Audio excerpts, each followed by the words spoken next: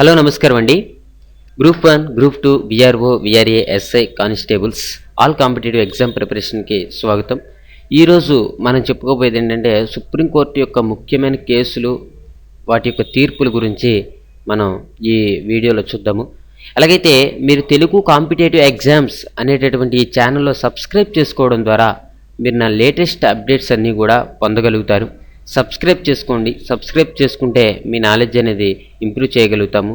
Okay, అలాగైతే supreme court యొక్క ముఖ్యమైన కేసులు ఏంటంటే ఫస్ట్ ఆఫ్ ఆల్ మనకు ఉంది ఏంటంటే AK Gopalan case. Okay, AK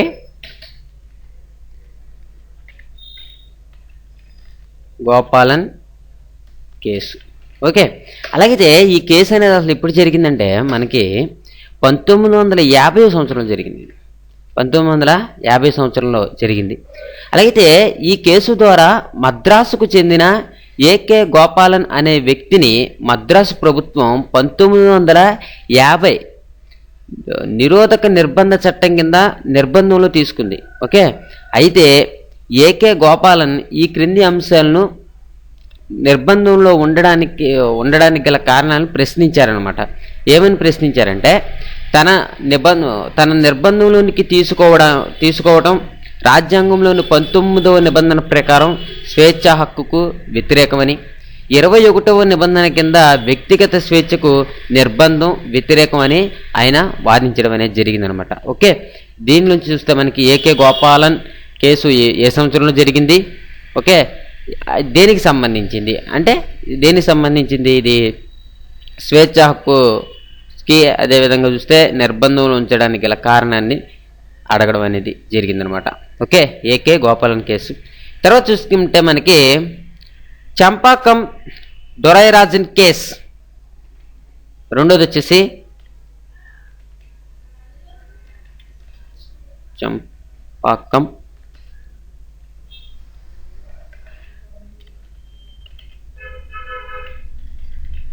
Dorairajan case.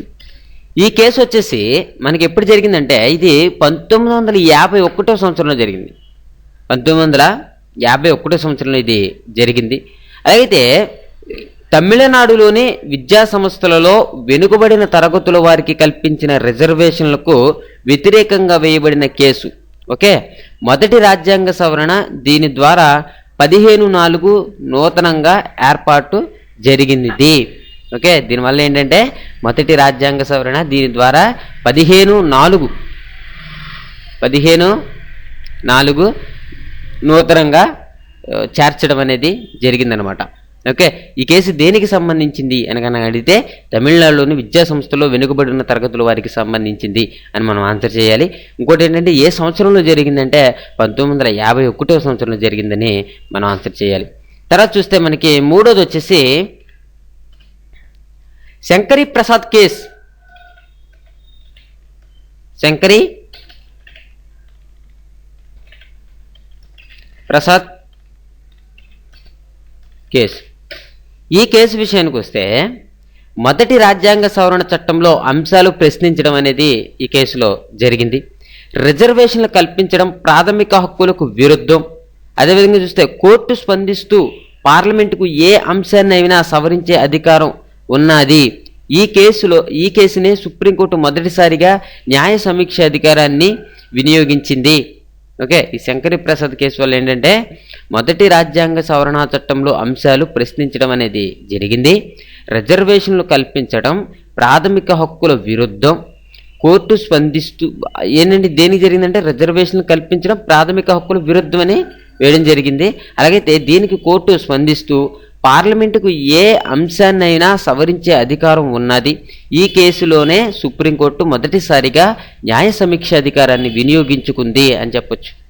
న్యాయ సమీక్ష అధికారాన్ని సుప్రీంకోర్టు ఏ కేసులో వినియోగించుకుంది అని కనుక మనల్ని అడిగితే శంకరీ ప్రసాద్ కేసులో వినియోగించుకోవడం అని జరిగిందని చెప్పాలి. అదేవిధంగా చూస్తే శంకరీ ప్రసాద్ కేసు ఏ సంవత్సరంలో జరిగింది అని కనుక మనల్ని అడిగితే 1952 సంవత్సరంలో జరిగిందని మనం ఆన్సర్ చేయాలి. ఓకే, తర్వాత చూస్తే మనకి బెరుబరీ కేసు 1960. నాలుగోది వచ్చేసి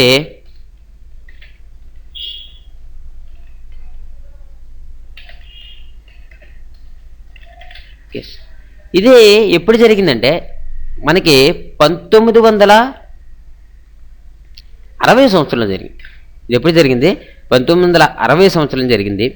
ఈ కేసులో కోర్టు తీర్పునిస్తూ దేశంలో ఏదైనా ప్రాంతంను వేరే దేశ భూభాగంలో కలుపుటకు ముందుగా రాజ్యాంగ సవరణ జరపాలని ప్రతిపాదించింది. ఓకే, మన దేశంలో ఉన్నటువంటి ఏ భూభాగానైనా సరే ఇతర దేశాలతో కలపాలి అనుకున్నప్పుడు ముందుగా రాజ్యాంగ సవరణ అనేది చేయాలి అని చెప్పి ఈ కేసులో సుప్రీంకోర్టు చెప్పడం జరిగింది. ఈ కేసు మనకి 1960 సంవత్సరంలో జరిగిందని మనం చెప్పుకోవచ్చు. తర్వాత ఐదోది వచ్చేసి మనకి Keshava Singh case.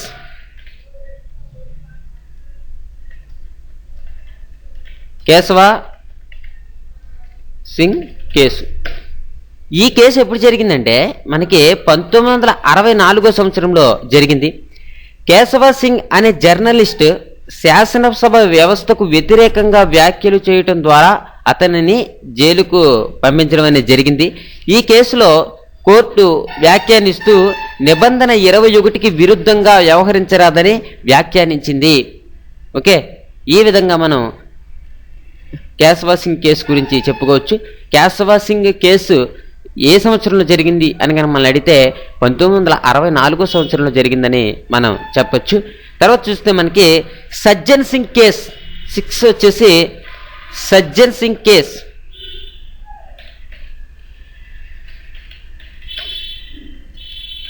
Sajjan Singh case. Okay, ఈ సజ్జన్ సింగ్ కేసు వచ్చేసి ఇది మనకి ఎప్పుడు జరిగిందంటే 1965 సంవత్సరంలో ఈ కేసు అనేది జరిగింది. ఈ కేసులో కూడా సుప్రీంకోర్టు రాజ్యాంగ సవరణ అధికారానికి సంబంధించిన వివాదాన్ని పరిశీలించింది.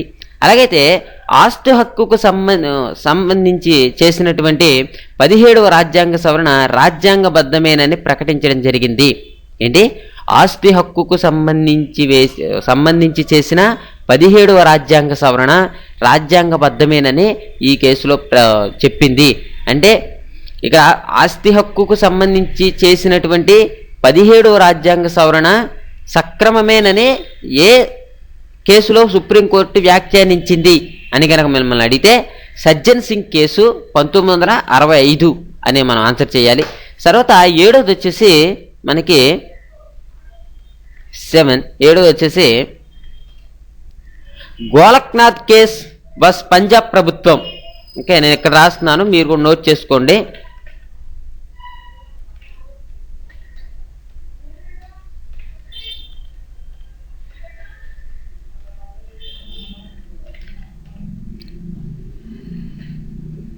గోలక్నాథ్ కేసు బస్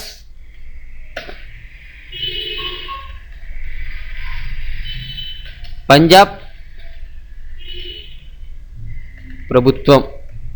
ఓకే, ఇది ఎప్పుడు జరిగిందంటే మనకి 1967 సంవత్సరంలో జరిగింది. ఎప్పుడు జరిగిందంటే 1967 సంవత్సరంలో ఈ కేసు అనేది జరిగింది. అలాగైతే ఈ కేసులో ప్రాథమిక హక్కులను సవరించే అధికారం పార్లమెంటుకు లేదని సుప్రీంకోర్టు తీర్పును నిచ్చింది. ప్రాథమిక హక్కులను సవరించేటటువంటి హక్కు పార్లమెంటుకు లేదని చెప్పి ఈ కేసులో చెప్పడం జరిగింది. ప్రాథమిక హక్కులను సవరించాలంటే ప్రత్యేక రాజ్యాంగ పరిషత్తు ఏర్పాటు చేయాలని సుప్రీంకోర్టు ఈ కేసులో ప్రకటించింది. ఏంటి? ప్రాథమిక హక్కులను సవరించాలి అనుకుంటే ప్రత్యేక రాజ్యాంగ పరిషత్ ఏర్పాటు చేయాలని సుప్రీంకోర్టు ఈ కేసులో ప్రకటించింది. అయితే ఈ గోలక్నాథ్ కేసు వర్సెస్ పంజాబ్ ప్రభుత్వం 1967 అనేది ఈ కేసు చాలా ముఖ్యమైనదిగా మన కాంపిటేటివ్ ఎగ్జామ్స్లో అడగొచ్చు అని నేను భావిస్తున్నాను. ఇది మెట్టుకు మీరు చాలా బాగా గుర్తుంచుకోండి. ఎప్పుడు జరిగిందంటే ఇది 1967 సంవత్సరంలో జరిగిందనమాట. ఓకే ఓకే తర్వాత కనుక మనం చూసుకున్నట్లయితే కేశవానంద భారతి వస్ కేరళ ప్రభుత్వం. ఏంటి? కేశవానంద భారతి వస్ కేరళ ప్రభుత్వం. ఇది ఈ కేసు అనేది మనకి ఎప్పుడు జరిగిందంటే ఇది 1973లో జరిగింది. ఈ కేసు 1973లో జరిగింది. అలాగైతే ఏంటంటే ఈ కేసు గురించి చెప్పుకోవాలంటే ప్రాథమిక హక్కులను సవరించడానికి ఉద్దేశించిన 24, 25వ రాజ్యాంగ సవరణలను సుప్రీంకోర్టులో ప్రశ్నించారు. ఏం ప్రశ్నించారంటే 24, 25 ఈ 2 రాజ్యాంగ సవరణలను సుప్రీంకోర్టులో ప్రశ్నించారు. ఈ కేసులో మౌలిక స్వరూపం మార్చరాదని సుప్రీంకోర్టు తీర్పునిచ్చింది. మౌలిక స్వరూపం ఏదైతే ఉంటుందో దాన్ని మార్చకూడదు అని సుప్రీంకోర్టు అనేది తీర్పునివ్వడం అనేది జరిగింది. అలాగైతే మౌలిక స్వరూపం అనే పదాన్ని మొదటిసారిగా సుప్రీంకోర్టు ప్రయోగించింది.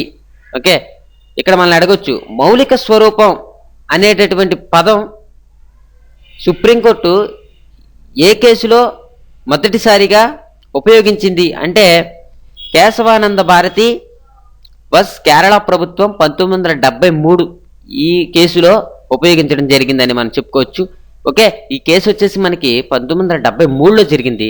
ఇది కూడా చాలా ఇంపార్టెంట్. పైది కిందది 2 కూడా చాలా ఇంపార్టెంట్. తర్వాత చూస్తే మేనకా గాంధీ కేసు 9 వచ్చేసి 9 వచ్చేసి మేనకా గాంధీ కేసు.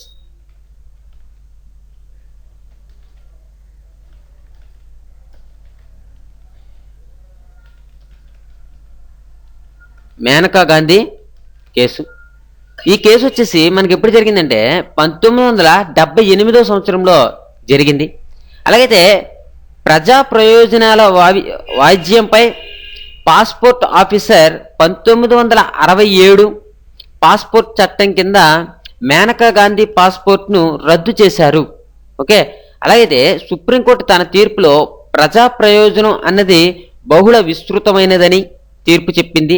దీని ప్రకారం 19వ నిబంధన, 14, 21 నిబంధనలు, సెక్షన్ 10, 13 పాస్పోర్ట్ చట్టం 1967 ప్రకారం ఉల్లంఘించబడ్డావి అని సుప్రీంకోర్టు గమనించింది.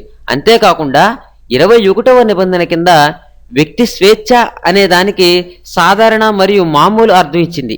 అయితే ఇక్కడ ఏంటంటే మనకి చట్టం సహజ న్యాయానికి అనుగుణంగా ఉండాలని తీర్పు చెప్పింది. ఏంటి, చట్టం సహజ న్యాయానికి అనుగుణంగా ఉండాలని తీర్పు అనేది చెప్పింది. ఈ మేనకా గాంధీ కేసు అనేది కొంచెం ఎక్కువగా ఉంటుంది. ఏంటంటే దీని ప్రకారం ఏంటంటే 19వ నిబంధన, 14, 21 నిబంధనలు, సెక్షన్ 10, 3 పాస్పోర్ట్ చట్టం 1967 ప్రకారం ఉల్లంఘించబడ్డావి అని చెప్పి సుప్రీంకోర్టు అనేది గమనించడం అనేది జరిగింది. ఓకే, ఆ రకంగా ఏమని తీర్పునిచ్చింది, చట్టం సహజ న్యాయానికి అనుగుణంగా ఉండాలి అని తీర్పునిచ్చింది. చట్టం అనేది సహజ న్యాయానికి అనుగుణంగా ఉండాలి అని తీర్పునివ్వడం జరిగింది. పాస్పోర్ట్ దేనికి రద్దయింది, పాస్పోర్ట్ చట్టం 1967 ప్రకారం ఉల్లంఘించబడ్డావి అని సుప్రీంకోర్టు గమనించడం అనేది జరిగిందనమాట. ఈ రకంగా మేనకా గాంధీ కేసు గురించి ఏమని అడుగుతారంటే మేనకా గాంధీ కేసు ఏ సంవత్సరంలో జరిగింది, ఓకే, అసలు మేనకా గాంధీ కేసు అనేది దేనికి సంబంధించింది, పాస్పోర్ట్ రద్దు చేయడానికి సంబంధించింది. ఓకే, ఆ రకంగా మనం దీని నుంచి తెలుసుకోవచ్చు. ఓకే, తర్వాత మనం చూస్తే 10వది ఏంటంటే 10వ కేసు వచ్చేసి Vaman Roy case.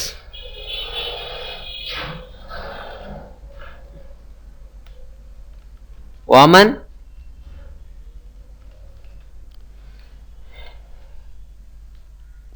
Roy case.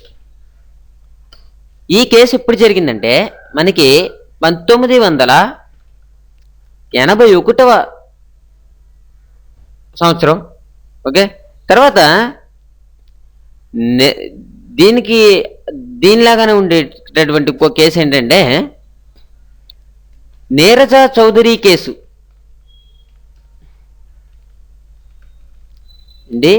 Neeraja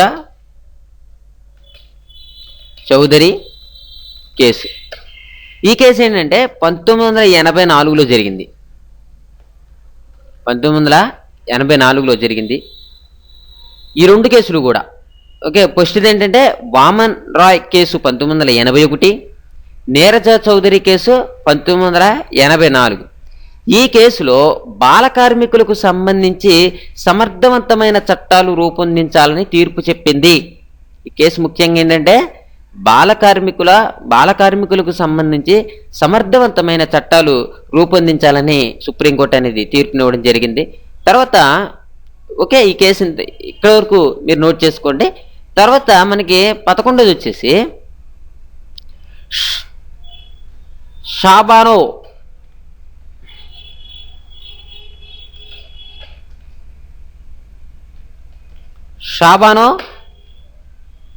case. ఈ షాబానో కేసు అనేది మనకి ఏ సంవత్సరంలో జరిగిందంటే 1985వ సంవత్సరంలో జరిగింది.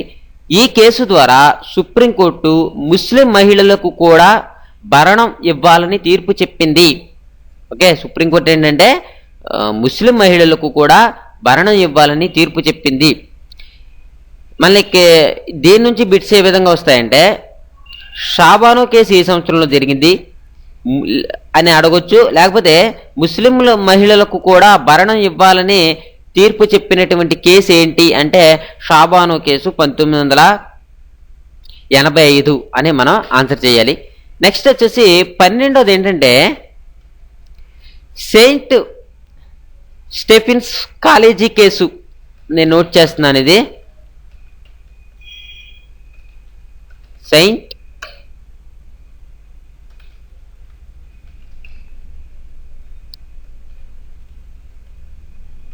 స్టెఫెన్స్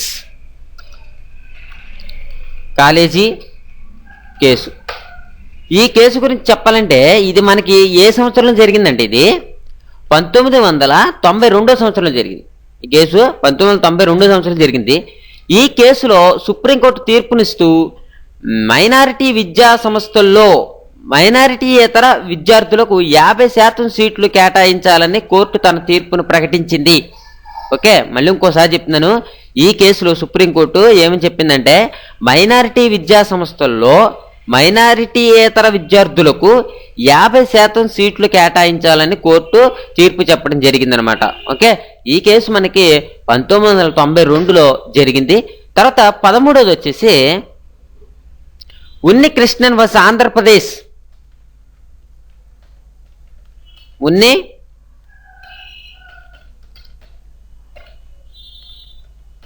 కృష్ణన్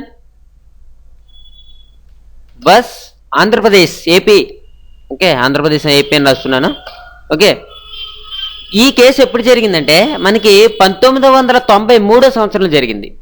1993 సంవత్సరంలో ఈ కేసు జరిగింది. అలాగైతే ఈ కేసు ఏంటంటే ప్రాథమిక హక్కుల్లో విద్యా హక్కు లేకపోతే జీవించే హక్కుకు వ్యక్తి గౌరవానికి అర్థం లేదని ప్రాథమిక విద్యను ప్రాథమిక హక్కుగా గుర్తించాలని సుప్రీంకోర్టు తీర్పునిచ్చింది. ఓకే, ఇది చాలా ఇంపార్టెంట్. ప్రాథమిక విద్యను ప్రాథమిక హక్కుగా గుర్తించాలని సుప్రీంకోర్టు తీర్పునిచ్చింది. Unni Krishnan versus AP Andhra Pradesh case 1993. Okay, ఈ రకంగా ఈ ఉన్ని కృష్ణన్ కేసు గురించి మనం తెలుసుకోవచ్చు. తర్వాత మనకి 14 వచ్చేసి ఏంటంటే Indira Sawhney versus union of India. ఏంటి Indira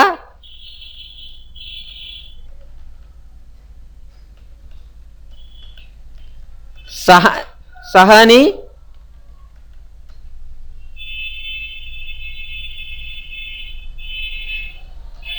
versus union of India.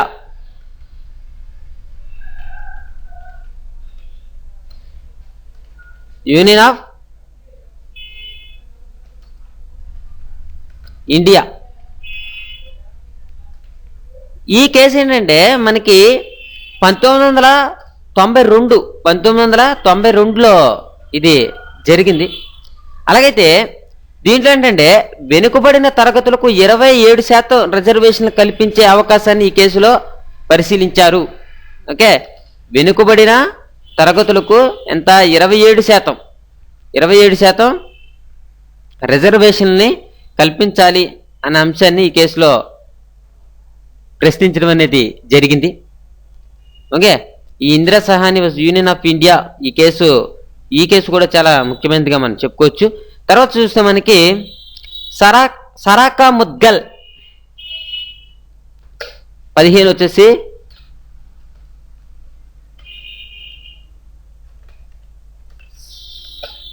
సరాకా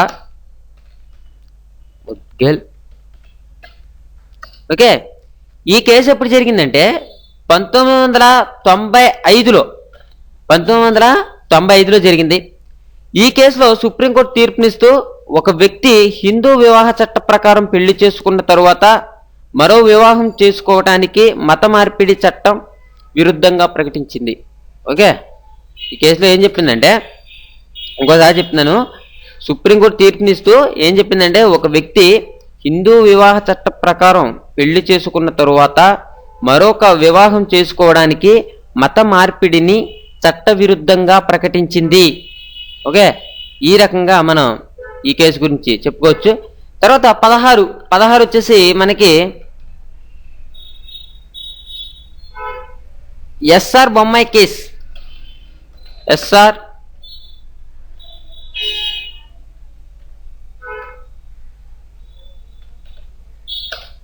okay, ఈ కేసు ఎప్పుడు జరిగిందంటే మనకి 1995. ఈ కేసు ఎప్పుడు జరిగింది? 1995లో జరిగింది. ఈ కేసులో ఏం చెప్పిందంటే, సమైక్య వ్యవస్థ అనేది భారత రాజ్యాంగ మౌలిక స్వరూపం, అదేవిధంగా రాష్ట్ర ప్రభుత్వాన్ని రద్దు చేసే ముందు అసెంబ్లీలో బల నిరూపణకు అవకాశం కల్పించాలి. ఓకే, ఈ రకంగా చెప్పడం అనేది జరిగింది. ఎప్పుడు 1955లో ఈ కేసు అనేది జరిగింది. ఈ రకంగా మనం ఈ కేసు గురించి చెప్పుకోవచ్చు.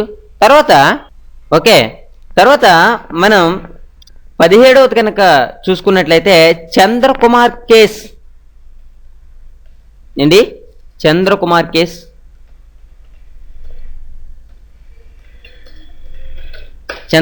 కేసు. అలాగైతే ఈ కేసు అనేది ఎప్పుడు జరిగిందంటే 1997 సంవత్సరంలో ఈ కేసు అనేది జరిగింది. అలాగైతే న్యాయ సమీక్ష అనేది రాజ్యాంగ మౌలిక స్వరూపంలో భాగం అని సుప్రీంకోర్టు ప్రకటించిందనమాట. ఏమని చెప్పింది? న్యాయ సమీక్ష అనేది రాజ్యాంగ మౌలిక స్వరూపంలో భాగం అని సుప్రీంకోర్టు ప్రకటించడం జరిగింది. తర్వాత మనకి 18 వచ్చేసి టిఎంఏ పాయ్ కేస్. టిఎంఏ పాయ్ కేసు.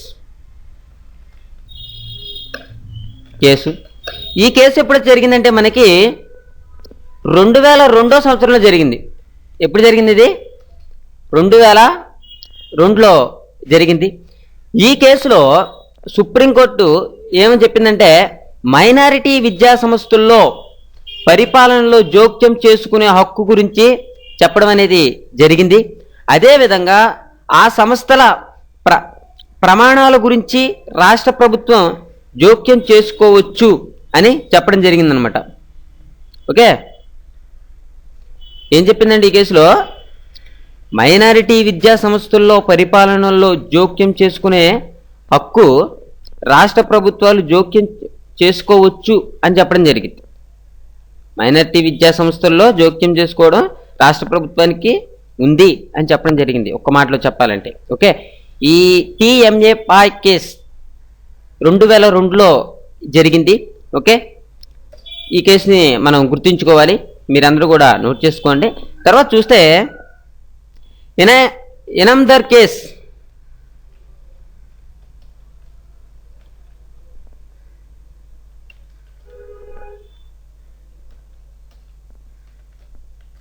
ఇనామ్దార్ కేసు. ఈ కేసు ఎప్పుడు జరిగిందంటే మనకి 2005 సంవత్సరంలో జరిగింది.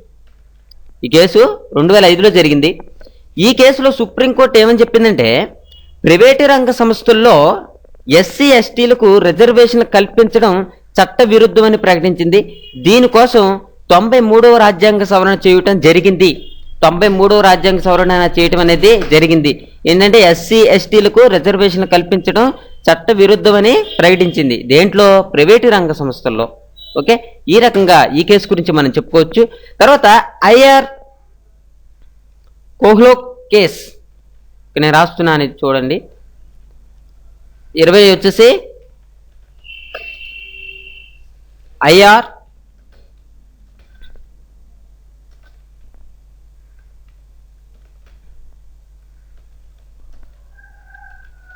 కేస్. ఈ కేసు ఎప్పుడు జరిగిందంటే మనకి 2006వ సంవత్సరంలో జరిగింది. అలాగైతే 9వ షెడ్యూల్కు న్యాయ సమీక్ష వర్తించును అని సుప్రీంకోర్టు చెప్పడం జరిగింది. ఈ కేసులో 9వ షెడ్యూల్కు న్యాయ సమీక్ష వర్తించును అని చెప్పడం జరిగిందనమాట. ఓకే, ఈ కేసు ఎప్పుడు జరిగింది? 2006లో జరిగింది. తర్వాత అశోక్ కుమార్ ఠాకూర్ కేసు. ఈ అశోక్ కుమార్ ఠాకూర్ కేసు అనేది ఎప్పుడు జరిగిందంటే 21వ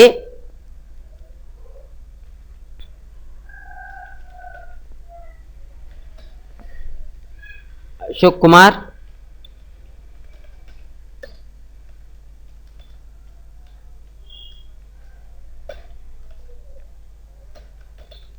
ఠాకూర్ కేసు. ఈ కేసు మనకి 2007లో జరిగింది. ఇది 2007లో జరిగింది. సుప్రీంకోర్టు ఈ కేసులో ఏమని చెప్పిందంటే 93వ రాజ్యాంగ సవరణ ద్వారా ఎస్సీ ఎస్టీ బీసీలకు సెంట్రల్ యూనివర్సిటీ మరియు ప్రైవేటు విద్యా సంస్థల్లో రిజర్వేషన్లు కూడా 50% వరకు పరిమితం చేస్తూ తీర్పు చెప్పింది. అశోక్ కుమార్ ఠాకూర్ కేసు ఇది 2007లో జరిగింది. ఇంతవరకు కూడా సుప్రీంకోర్టు యొక్క ముఖ్యమైనటువంటి కేసులు, వాటి యొక్క తీర్పుల గురించి చెప్పడం అనేది జరిగింది. మీకు ఈ వీడియో నచ్చితే లైక్ చేయండి, షేర్ చేయండి, మీరు సబ్స్క్రైబ్ చేసుకోండి. మీరు సబ్స్క్రైబ్ చేసుకుంటే మంచి మంచి వీడియోస్ అనేవి నేను మీకు పెట్టగలుగుతాను. ఓకే, ఈ వీడియో అయిపోయిన తర్వాత చివరిలో 2 వీడియోలు వస్తున్నాయి. ఆ 2 వీడియోస్ను కూడా మీరు చూడండి. ఇంకోటి ఏంటంటే ఛానల్లో ఇప్పటికొచ్చి మన ఛానల్లో 180 వీడియోల దాకా తయారు చేయబడ్డాయి. ఈ 180 వీడియోలు కనుక మీరు చూసినట్లయితే కాంపిటేటివ్ ఎగ్జామ్స్లో ఒక 40% వరకు కూడా నాలెడ్జ్ అనేది ఇంప్రూవ్ చేసుకోగలుగుతారు. ఓకే, తప్పకుండా మీరు అన్ని వీడియోలు ఛానల్లో చూడండి. Thank you for watching. Have a nice day.